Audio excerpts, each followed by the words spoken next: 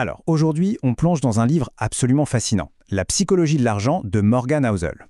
On va y découvrir des choses assez surprenantes sur la richesse, la cupidité et même le bonheur. Et tout part d'une idée toute simple. Bien gérer son argent, eh bien ça n'a presque rien à voir avec notre intelligence, mais tout à voir avec notre comportement. Et pour bien commencer, cette citation de Napoléon, elle est juste parfaite. Le succès en finance, ce n'est pas une histoire de calcul savant. C'est surtout une question de savoir garder la tête froide quand tout s'emballe. C'est de la psycho, purement et simplement, c'est pas de la physique. Pour bien comprendre cette idée, on va commencer avec une histoire, ou plutôt deux histoires. Deux histoires vraies, complètement opposées, qui montrent à quel point le comportement est plus fort que l'intelligence quand on parle d'argent. Ça, c'est la grande question, le paradoxe qui est au cœur du livre. Ça semble aller contre toute logique, n'est-ce pas? Et pourtant, la réponse, elle n'est pas dans les diplômes ou le salaire, non. Elle est entièrement dans la psychologie de chacun. On a vraiment l'impression de voir la fable du lièvre et de la tortue, version finance. D'un côté, Ronald Reed, le concierge, qui, avec beaucoup de patience, a bâti une fortune. Et de l'autre, Richard Fuscone, le brillant diplômé d'Harvard, qui a tout perdu dans une course effrénée. Le contraste est juste saisissant. Alors, Ronald Reed, sa stratégie, elle était presque ennuyeuse, tellement elle était simple. Pas de grands coups, pas de prise de risque folle. Il a juste mis de côté ce qu'il pouvait. Régulièrement, il a investi dans des entreprises solides et il a attendu. Le secret, c'était juste la patience et la discipline. Et à l'opposé complet, on a Richard Fuscone. Sur le papier, il avait tout pour lui. La meilleure éducation, une carrière au sommet. Mais son désir d'en avoir toujours plus grand, l'a poussé à s'endetter jusqu'au cou. Quand la crise de 2008 est arrivée, son château de cartes s'est écroulé. Son intelligence ne l'a pas protégé de sa propre cupidité. Et voilà, c'est ça la grande leçon de cette première partie. La finance, ce n'est pas comme la construction de ponts. C'est un domaine où un simple concierge, mais patient, peut faire bien mieux qu'un grand ponte de la finance qui perd le contrôle de ses émotions. C'est une compétence comportementale, avant tout. Maintenant qu'on a vu l'importance du comportement, passons à deux autres forces, des forces jumelles qui jouent un rôle énorme dans nos finances, mais qu'on a tendance à sous-estimer. La chance et le risque. 1 sur 1 million. C'est quoi ce chiffre? Eh bien, ce sont les chances quasi nulles qu'avait un certain Bill Gates de tomber sur un ordinateur en 1968. Pas à l'université, non? Dans son lycée. C'était l'un des seuls au monde à en avoir un.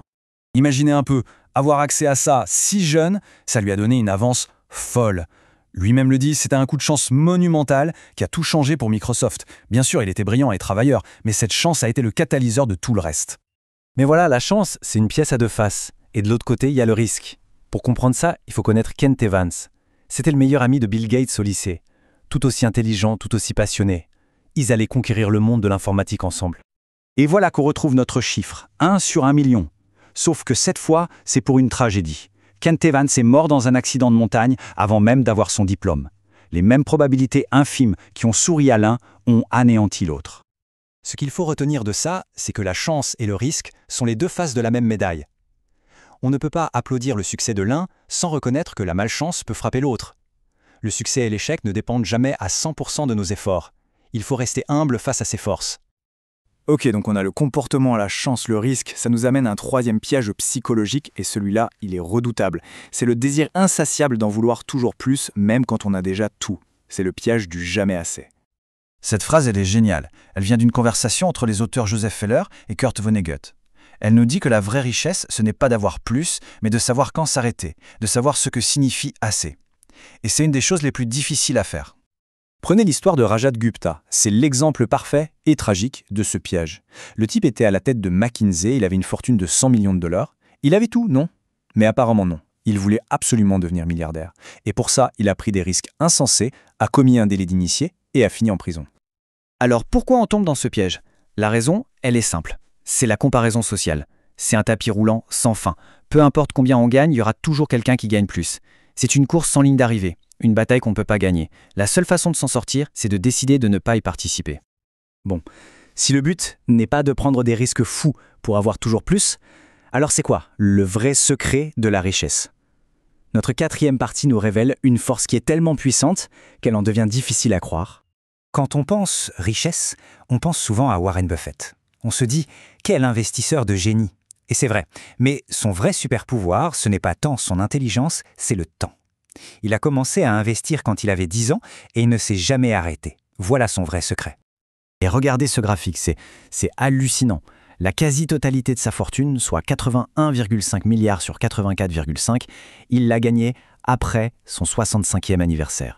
C'est ça la vraie magie des intérêts composés. Des petits gains réguliers, mais sur une très très longue période, ça donne des résultats qui dépassent l'entendement. Et tout ça nous amène à la dernière grande leçon du livre. C'est bien beau de devenir riche, mais le plus dur, et de loin, c'est de le rester. Regardez ce tableau, c'est super intéressant. Les qualités pour devenir riche et pour le rester sont presque à l'opposé l'une de l'autre. Pour démarrer, il faut de l'optimisme, il faut oser prendre des risques. Mais pour durer, il faut de l'humilité et même une sorte de paranoïa saine. Il faut avoir peur de tout perdre. Au final, la compétence numéro 1 en finance, c'est la survie. C'est tout. Le but n'est pas de faire le plus gros score, c'est de ne jamais sortir du jeu. C'est en survivant, en restant dans la partie assez longtemps, qu'on laisse le temps et les intérêts composés faire leur magie. Et on va finir avec une question qui change un peu la perspective. Après tout ça, on peut se demander si la course à un chiffre toujours plus gros n'est pas un peu vaine. Peut-être que la vraie richesse, au fond, ce n'est pas un montant sur un compte en banque. C'est la liberté. La liberté de se réveiller le matin et de se dire « aujourd'hui, je fais ce que je veux ». Et ça n'a pas de prix.